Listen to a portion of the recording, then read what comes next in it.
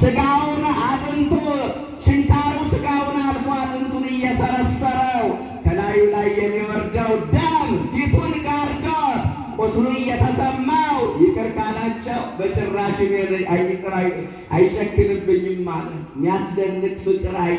ይህ ፍቅር ሳበው ፈያታዊ ዘየማንት ለንስሐ ቁስሉ እየተሰማው ይቅር በላቸው የሚል ማን አለ ከጌታ በቀር?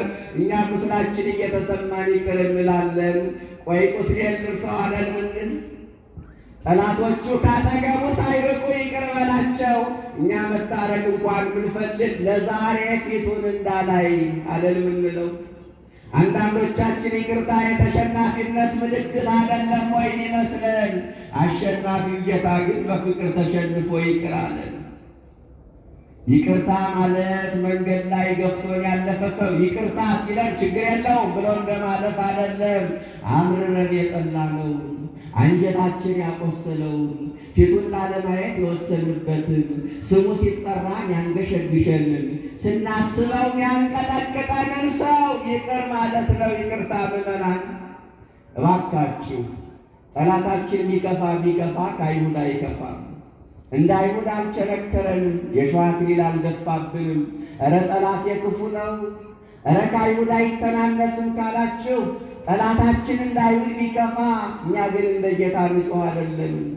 ንጹሑ መድኃኔዓለም እጆቹ ላይ ያሉት ሚስማሮች ሳይነቀሉ ራሱ ላይ ያለ የሸዋ አክሊል ሳይሆን አባቱ የሚያደርጉትን አያውቁምና ምን በላቸው። ይህ ፍቅር ማረከው ፈያታዊ ዘ ይህ ፍቅር ስንቱን ማረከ፣ ስንቱን ገዳም አስገባ፣ ስንቱን ከሥጋ ፍላጎት ለየ። እነ የዋህ ጳውሊ ትዳራቸውን፣ እነ አብርሃም መራዊ ጫጉላ ቤታቸውን፣ እነ አፄ ካሌብ ቤተ መንግሥታቸውን ለቀው መከራ ወደ በዛበት ገዳም የገቡት በዚህ ፍቅር ተባርከው ነው። መሪ ቃላቸው፣ መንፈሳዊ መፈክራቸው ከክርስቶስ ፍቅር ማን ይለየናል? እኛን ብዙ ነገር ለየን፣ ወሬ ለየን፣ ጥቅም ለየን፣ ፌስቡክ ለየን፣ ቲክቶክ ለየን። ሳይመዘዝበት የካደ ትውልድ መጣ። አባቶቻችን ከፍቅሩ ማን ይለየናል አሉት። ለክርስቶስ ያላቸው የጋለ ፍቅር መከራውን ቀዝቃዛ አደረገላቸው። ለክርስቶስ ያላቸው ፍቅር መከራውን አስረሳቸው። ለክርስቶስ ያላቸው ፍቅር መከራውን ማጣፈጫ ቅመም አደረገላቸው። እንደ ፈያታዊ ዘየማን ይህ ፍቅር ስንቱን ማረከ። ጀግኖቹ ለዚህ ፍቅር ተማርከው ዝናራቸውን ፈተውለታል። ባለሀብቶች ለዚህ ፍቅር ሀብታቸውን ሰጠው መንነውለታል። ነገሥታቱ ለዚህ ፍቅር ካባቸውን አሽቀንጥረው አክሊላቸውን ወርውረው ገዳም ገብተውለታል። ይህ ፍቅር ስንቱን ማረከ። እኛ ፍቅር ምንለው ምንድን ነው? ዓለም ፍቅር የምትለው ከፍቶት ጋር የተያዘውን እንስሳዊ ተግባር ነው። የክርስቶስ ፍቅር ግን ከአይምሮ በላይ ነው። ፈያታዊ ዘየማንን ይህ ፍቅር ማረከው። በደሉን ያስረሳው፣ ወደ ንስሐ ያመጣው፣ ወደ ጌታ ያቀረበው ይህ ፍቅር ነበረ። እናንተ ፍቅሩን እኮ ከተረዳችሁ ዓለምን ትጸየፏታላችሁ። ስላልገባችሁ ነው። ፍቅሩ ከገባችሁ ኃጢአትን ትጸየፏታላችሁ፣ ዓለምን ትንቁታላችሁ፣ ከክርስቶስ ጋር ትጣበቃላችሁ። አሁን እኛ ፍቅሩ ስላልተረዳን የሚነገረው ሁሉ ምንም አይመስለንም፣ አይገባንም። ይህ ፍቅር ስንቱን ማረከ። ፍቅሩን መረዳት ማለት የዘመኑ አንዳንድ አገልጋዮች እንደሚናገሩትም ጌታ ፍቅር ነው እያሉ ልቅ መሆን አይደለም። ፍቅሩን መረዳት ማለት ፍቅር ነው ጌታ እያሉ ከኃጢአት ጋር ግንኙነት ማድረግ አይደለም። ፍቅር ነው። ፍቅሩን መረዳት ማለት አባቶች በተረዱበት መንገድ መረዳት። ፍቅሩን መረዳት መስቀሉን መሸከም፣ ፍቅሩን መረዳት ራስን መካድ፣ ፍቅሩን መረዳት የዓይን አምሮትን የሥጋ ፍላጎትን መተው፣ ፍቅሩን መረዳት ጣዖት የሆነብንን ነገር አሽቀንጥሮ መጣል። ይህን በመረዳቱ ዛሬ በገነት ከኔ ጋር ትኖራለህ። ስንተኛ ነኝ? ሶስተኛ። አቤት በአንድ ድምፅ ግሩም። አራተኛ ፈያታዊ ዘየማንን በገነት ለመኖር ያበቃው ጊዜውን በአግባቡ መጠቀሙ ነው። ከጌታ ጋር የቆየው ስንት ሰዓት ነው አልኳችሁ? 3 ሰዓት። ያችን 3 ሰዓት ተጠቀመባት አብቃቅቶ። ያዛ በንስሐ ከተመላለስንበት ዘመን ይልቅ በበደል የተመላለስንበት ዘመን በዛ። ወደ እሱ ከቀረብንበት ዘመን ይልቅ ከእሱ የራቅንበት ዘመን በዛ። ያለፈው ዘመን ይብቃ ብለን ክፉ ሥራችን ረግመን የተሰጠንን ጊዜ እንጠቀምበት።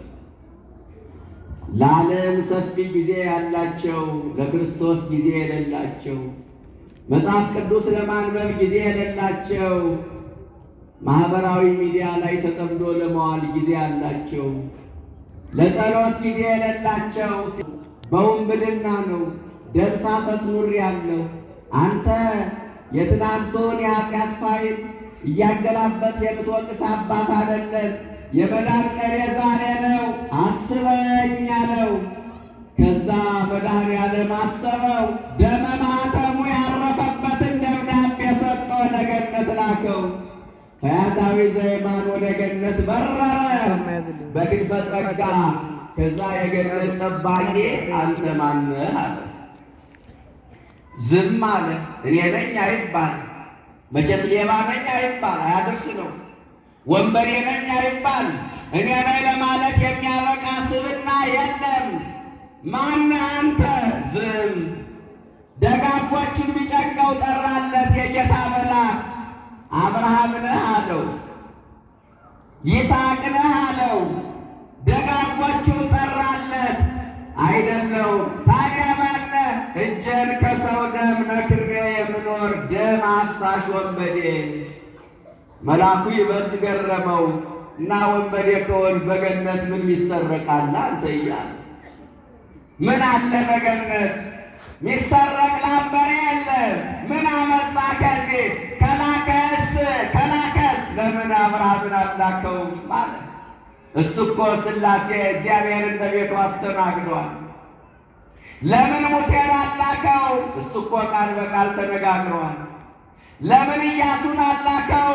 ኢያሱ እኮ በገባውን ፀሐይን አቁሟል። ለምን ኤልያስን አላከው? ኤልያስ እኮ ዮርዳኖስን ከፍሏል። ለምን ኢሳይያስን አላከው? እሱ እኮ ስለ ስሙ በመዳስ ተሰንጥቋል። ለምን ጴጥሮስን አላከው?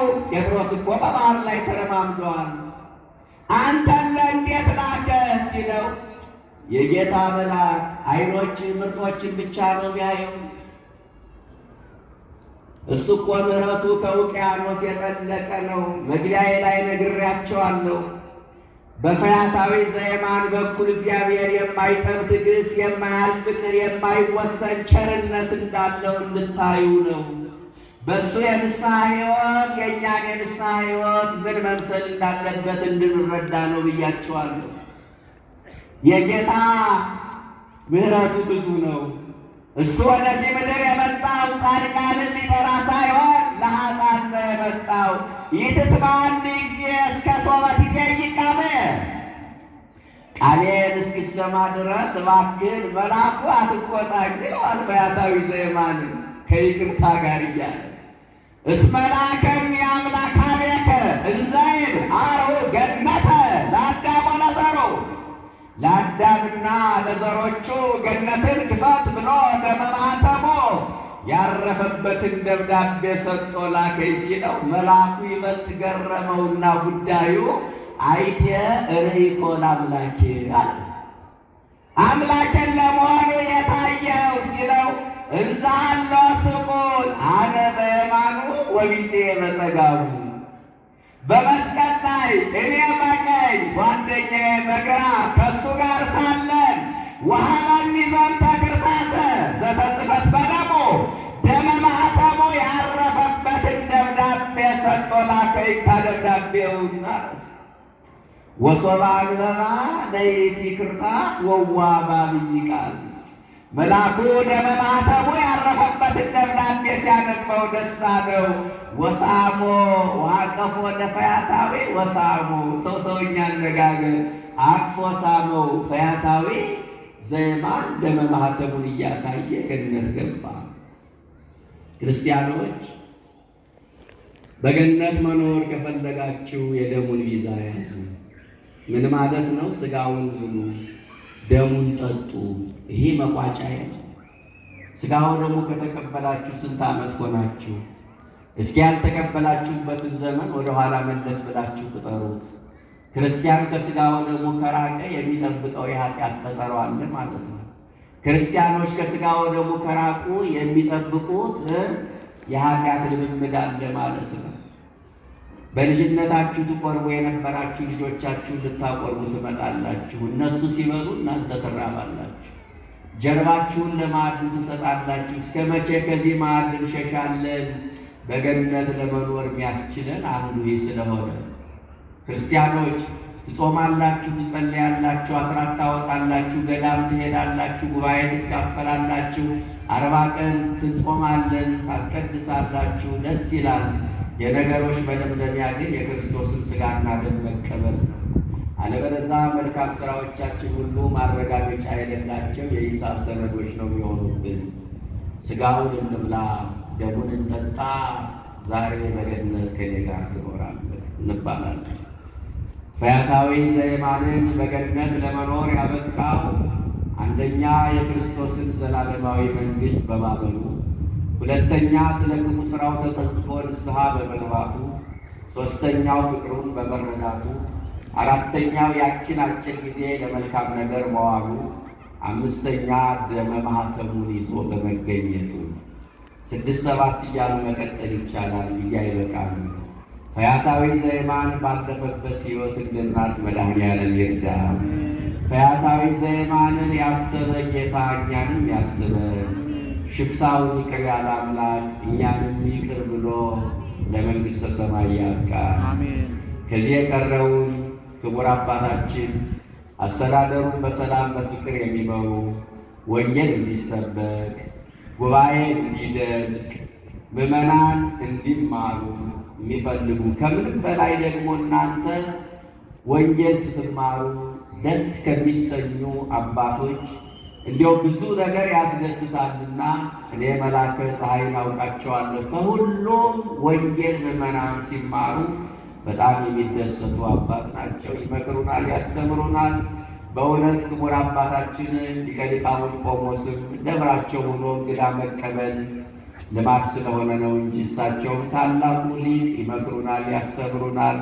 ስለነበረን ጊዜ እግዚአብሔር ስም የተመሰገነ ይሁን። ወስብሐት ለእግዚአብሔር።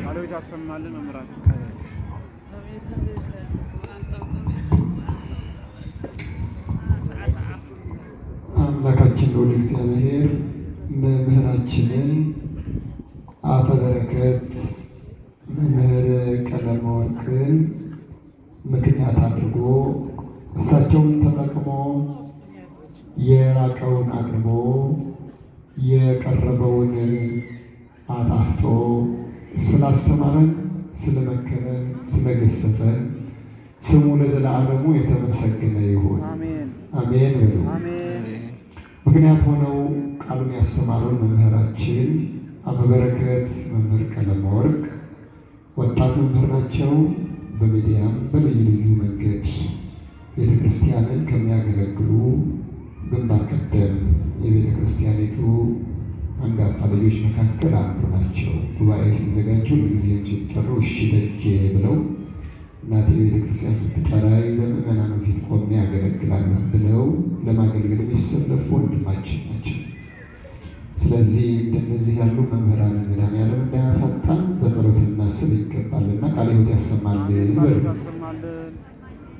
በሉኔን ተከትላችሁ የተማራችሁ ቃለ ሕይወትን ያሰማልን፣ ቃለ ሕይወትን ያሰማልን። አስበ መምህራንን በረከተ መምህራንን ያድልልን፣ ከዚህ አውደ ምሕረት አያናውጽብን። በመካከላችን የቤተ ክርስቲያናችን ዋና አስተዳዳሪ መልአከ ኃይል ቆሞስ አባ ተክለ ብርሃን ደስታ ጉባኤው እንዲሰራ ከማድረግ በጉባኤ መካከል በመገኘት የሚያስተምሩ መምህራንን በማበረታታት በአውደ ምሕረት ላይ ያለውን የቃለ እግዚአብሔር የቃሉ ማዕድ ስርዓት ባለው መንገድ እንዲከናወን በማድረግ ከክቡር የካቴድራሉ ዋና ጸሐፊ መጋቤ ሥርዓት መምህር ልዑል ሰገድ ጋር በመሆን በእውነት የልዩ ትኩረት በመስጠት ለአገልግሎቱ በግንባር ቀደም እዚሁ አርፍደው ቀድሰው ዛሬ ቀድሰው አቁርበዋል። የድካም ቀን ነበር። ሌሊት ደግሞ እንደዚሁ ነገ እሁድ ነው፣ ከዚህ የበለጠ አገልግሎት የለኝም በማለት በመካከላችን ተገኝተዋል።